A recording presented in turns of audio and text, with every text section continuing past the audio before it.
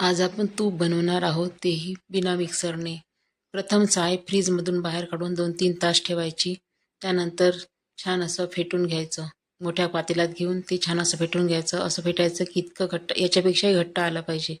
त्यानंतर ते हाताने फेटून त्यातून दूध बाहेर निघालं पाहिजे, एवढं छान फेटून घ्यायचं. त्यानंतर त्यातून असं दूध बाहेर निघतं आणि लोण्याचा गोळा हा बाहेर निघतो.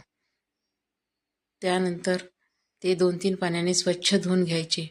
2-3 पाण्यानं स्वच्छ धुतल्यानंतर ते ते भांडे गॅसवर ठेवायचे आणि गॅसचा जाळ हा मोठाच ठेवायचा. जेणेकरून ते छोटा गॅस असला तर तो लवकर उतू जाण्याची शक्यता असते. दूध नाही, तूप. आणि मोठा गॅस असला तर सारखं त्याला जाळ लागत राहतो आणि ते उतू जात नाही. त्यामुळे त्यानंतर ते सारखं फिरवत राहायचं. सारखं इतकं फिरवायचं की ते लाल होईपर्यंत फिरवत राहायचं.